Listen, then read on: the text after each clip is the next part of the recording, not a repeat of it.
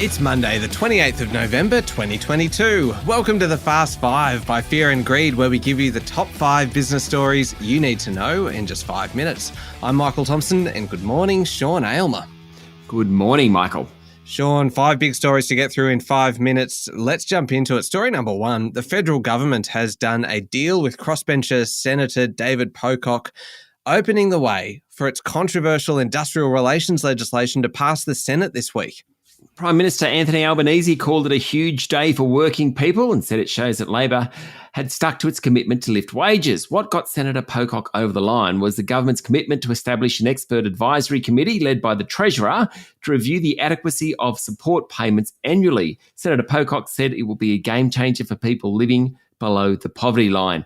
Greens leader Adam Bandt announced his party had also agreed to back the Industrial Relations Bill after securing significant additional improvements, including giving parents an enforceable right to request unpaid parental leave and protecting the existing Better Off Overall test. Now, Parliament's likely to sit 6 days this week, including Saturday, to get the legislation through. What's it all mean? Well, multi-employer bargaining was the really pointy end of it. It means workers in the same industry but not employed in the same business can bargain as a group rather than workplace by workplace.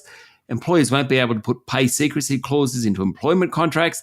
The bill also includes changes that'll give more rights to employees to negotiate with their employers about working flexible hours to suit their needs, changes to fixed contracts as well. And finally, the legislation will put in place one of the Respect at Work report recommendations, making sexual harassment in the workplace expressly prohibited under Commonwealth law. Yeah, it's a big story, that one. On to story number 2. Sean, Daniel Andrews has won a 3rd term as Premier of Victoria, overcoming a 6% swing against the government. It's a very good night for Labor and a disastrous showing for the Liberals. Its leader, Matthew Guy, has already stepped down. In fact, there was a 1% swing against the Libs, showing just how dominant Labor is in the country's second most populous state. So far, the ALP has won 52 seats, Coalition's at 25 and the Greens 4. 7 remain in doubt. The Teals didn't do so well in Victoria. Prime Minister Anthony Albanese congratulated Mr Andrews, saying he'd been rewarded for having a vision. For his part, Daniel Andrews said he went home, had a few wines, got up yesterday and declared Victoria the centre of big ideas. All right, on to story number 3. And Sean, the housing market continues to putter along, really. It's not surging, but it also isn't falling in a heap, with preliminary auction clearance rates hitting 61.5% over the weekend. It was down from 63% the previous week, but it is in line with the clearance rate really for the past few months. This late in the spring selling season, more properties tend to come onto the market, but buyers are cautious. Overall, the market is okay, I would say. Sydney's preliminary clearance rate slipped to 64.2%. It was about 68% a week ago. Melbourne was at 61%, down from almost 66%. Adelaide was at 66%. Best of the capital cities, but a fair drop for Adelaide over the past couple of weeks. Canberra was 53% and Brisbane 47%. Story number 4, Sean, an interesting one for investors. Research house Morningstar has named its top stocks for the next 12 months, believing that the bear market is coming to an end. Overall, Morningstar says investors should brace for a tough 2023 and the market won't gain much ground. It'll basically start and finish at about the same level. So, what are Morningstar's top picks? Energy companies Santos, Whitehaven Coal, AGL Energy, they're all in it, plus freight group Horizon, which hauls coal. They're the top picks. Morningstar doesn't believe the companies are yet at fair value.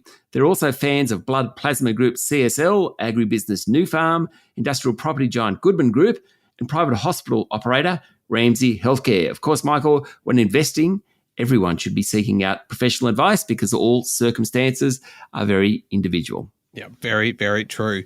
Final story, Sean. Story number 5. I don't know what to make of this one. Air India has issued new style guidelines for its cabin crews, banning grey hair on men and pearls on female flight attendants. Air India is now privately owned by one of the country's big conglomerates, Tata Sons, and according to Bloomberg, it's put out new guidelines that says while the bald look is permitted, men with deep receding hairlines or bald patches will be required to shave their heads. No crew cuts, shaving the head. Women must wear gold or diamond-studded earrings, no pearls, and certainly no top nuts or buns at the nape of the neck. Blonde hair, Michael, it's a no-go. Streaked hair, it's also not permitted. Interesting to see how this one flies. Oh, superb effort today. Thank you very much, Sean. Thank you, Michael. There we go, the top 5 business stories in 5 minutes. It's Monday, the 28th of November, 2022. Remember to hit follow on the podcast. And if 5 minutes isn't enough for you, you can find our longer daily show called Fear and Greed wherever you listen to podcasts. I'm Michael Thompson, and that was the Fast 5 by Fear and Greed. Have a great day.